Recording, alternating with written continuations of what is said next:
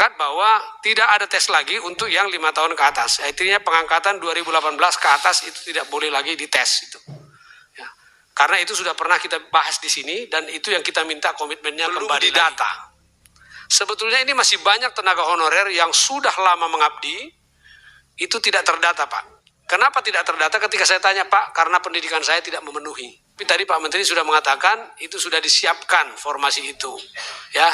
Namun sebelum itu jangan lupa untuk subscribe ya teman-teman, karena untuk channel ini akan memberikan informasi tentang pendidikan P3K dan CPNS 2024. Itu sangat indah, sangat elok didengar, profesional kelihatannya. Cuman sebagaimana disampaikan oleh Pak Junimart tadi, pimpinan, ini implementasi di lapangan ini langit dan bumi, Pak.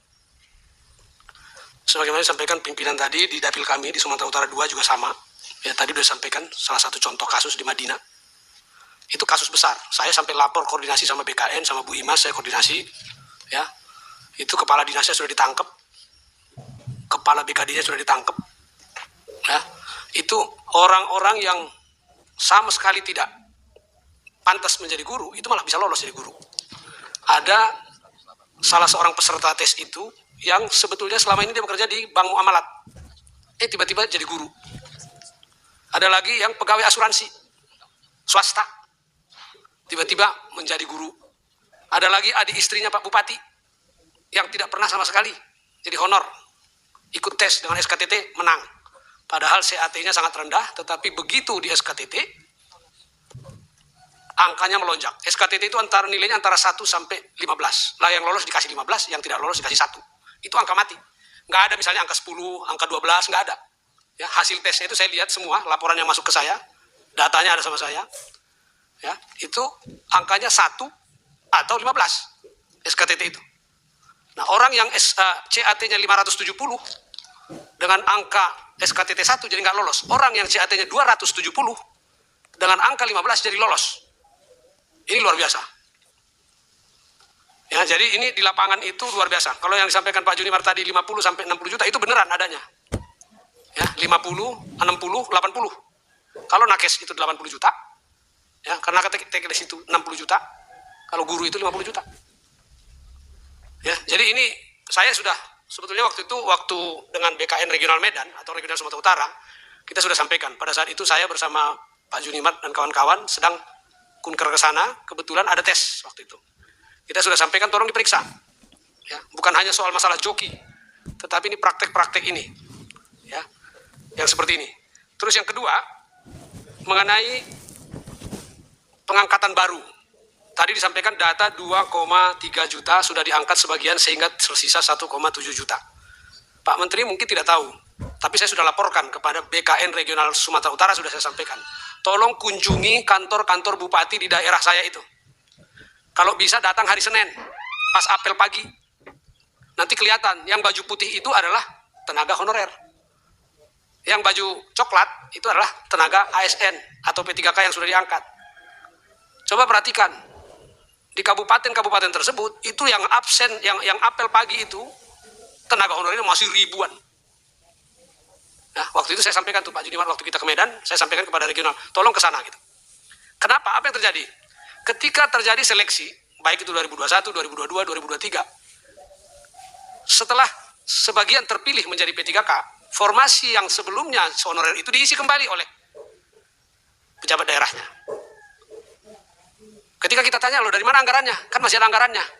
Anggaran sisa yang sekarang sudah ditanggung oleh negara dari pusat untuk P3K yang sudah terangkat. Nah, yang sekarang ini dialokasikan lagi. Dan itu juga sumber uang, Pak Menteri. Sama itu. Saya temuin beberapa orang, saya bilang, kamu honorer sejak kapan? Baru aja Pak. Baru berapa lama? Baru Agustus kemarin. Ya, bagaimana ceritanya? Padahal kita sudah melarang pengangkatan, atau Pak Menteri sudah mengeluarkan edaran, tidak ada pengangkatan lagi. Yang terjadi pengangkatan jor-joran. Bahkan yang melaporkan ke saya itu salah satu inspektur daerah. Ya, saya bilang sama BKN regional, yang melapor ke saya itu inspektur daerahnya. Sudah saya kasih namanya. Sudah kasih nomor teleponnya kepada BKN Regional Sumatera Utara. Tolong diperiksa. Ya. Nah, kalau mau sanksi itu pidana, seperti kata Pak Ketua tadi, itu bukan hanya zolim. Kalau menurut saya Dracula itu. Ya, menghisap darah itu. Itu orang-orang jual-jual tanah itu Pak, jual sawah untuk itu. Ya, dan dia hanya gajian sampai Desember. Setelah Januari, Februari nggak ada gajian. Itu luar biasa itu. Nanti akan diakal-akali gajinya dari mana, biaya operasi dan sebagainya. Dan itu seumur-umur akan tergantung terus mereka itu. Ya, tolong ini diperiksa gitu.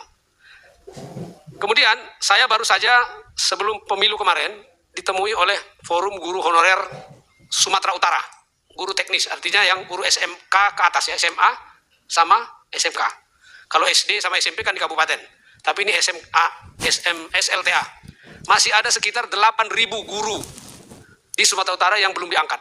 Formasi yang disediakan oleh pemerintah Provinsi Sumatera Utara sangat sedikit, alasan anggaran. Nah yang aneh bagi saya, ketika mereka mengangkat sebagai tenaga honorer, kok anggarannya ada? Kok sekarang jadi nggak ada anggaran? Nah ketika mengusulkan formasi, kenapa tidak diusulkan? Kalau betul mereka butuh, saya ulangin, ketika mereka mengangkat tentu karena mereka butuh. Ya, tenaga honorer tersebut diangkat ketika itu tentu karena mereka butuh. Sekarang kenapa mereka bilang tidak ada formasi? Nah ini aneh.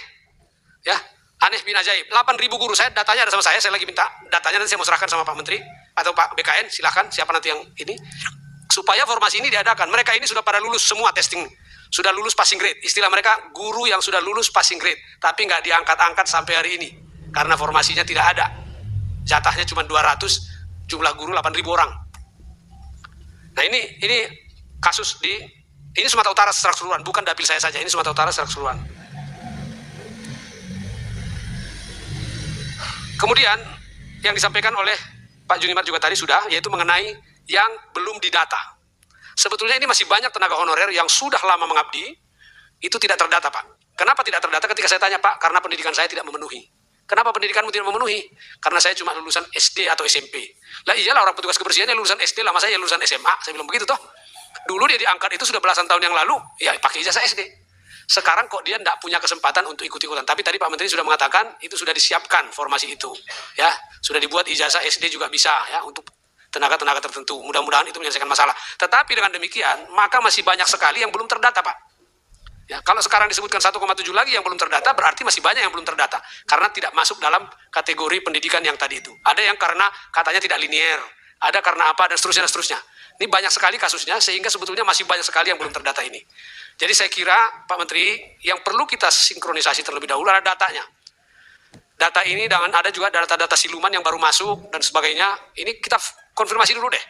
Data ini beneran 1,7 atau bagaimana gitu loh. Nah, kalau betul 1,7 itu sudah by name, by address tadi, pertanyaan saya kepada Pak Kepala BKN, kok bisa orang yang dari Bank Muamalat ikut tes? Padahal kan dia pemberkasan kan harusnya ada dong. Kok bisa orang dari asuransi jiwa bisa masuk ikut tes? Katanya sudah by name, by address. Nah, bagaimana tuh ceritanya tuh? Siapa yang memalsukan? Ya, apakah yang bersangkutan yang memalsukan? Apakah difasilitasi oleh oknum-oknum di daerah dan seterusnya? Dan bagaimana pengecekannya di database-nya BKN atau Menpan RB? Ya, jadi ini masih banyak PR-nya. Ya, saya sepakat dengan Pak Junimar. Menurut saya, orang-orang yang sudah mengabdi di atas 5 tahun tersebut, nggak usah dites lagi lah. Formasinya saja sediakan. Mau dites apa lagi sih?